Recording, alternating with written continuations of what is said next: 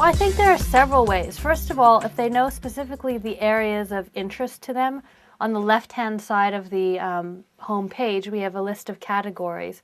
So they go from meta, which are the sort of broad topics that are not physical, like truth and wisdom, love and happiness, the type of things that have been left out of the general conversation, I think, of late, and we're trying to bring that back into discourse. And then the second portion of the site is physical, so things that are sort of obvious, like technology, business, medicine, that type of thing.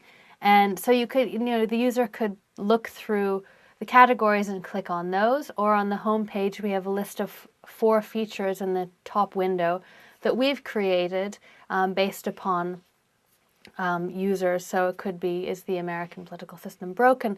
Features that we've sort of put together on specific topics with different people answering the same question or speaking to the same subject. One could also click on the expert network. There's a tab which is at the top left now and will be moving a little bit further up, actually, which lists all the experts. So when you click on them, you'll see a list of all of them that are up, and that will be growing daily. And so really, sort of just by kind of testing and looking around the site, you can work your way through it, but there is definite order to it.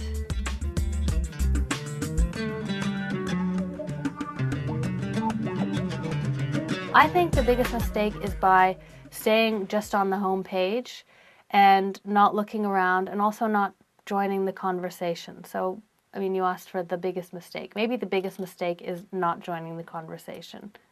I think that everybody's opinion matters, and actually the way to sort of catalyze change is to have everybody participate, and especially shy people who all too often don't. And they really don't have to participate in a way that is public, in that your face doesn't have to be shown, or you don't have to leave a video. You can do it via pictures or audio or text.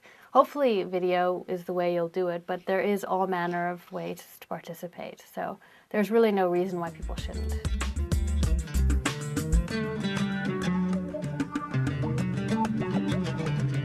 Well, 5 of us write the blog, and everybody who's working on Team Big Think. And basically, it's kind of a way to highlight some of the content we have on the site, and also to relate what's going on in the daily news and daily world to what's on our site, to show that they're sort of intertwined, and they are.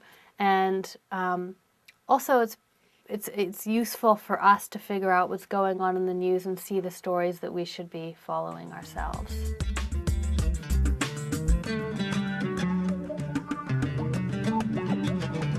When you click on any category, there'll be a feature in the top window, and it could be just one person answering a specific question, or it could be several, up to 10 people talking about a specific topic area.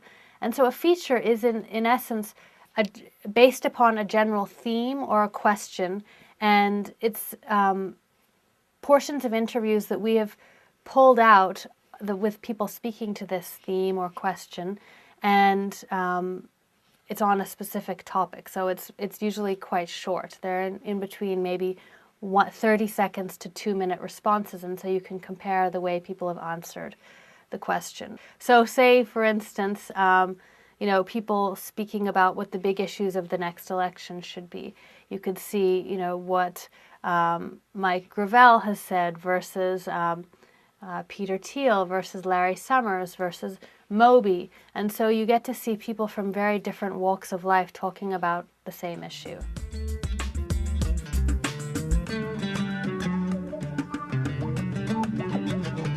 Well, I think something that is not evident now and will be evident soon is we have our own interview platform, which is to interview experts from afar. So if they're in, say, Sweden and we're here, instead of having to travel or them having to come here, we can actually interview them real time about their areas of expertise. And so the expert network in more finite subjects and more specific subjects will be growing. And so you'll be able to come back and see doctors speaking about health matters, or business people speaking about specific things going on in business.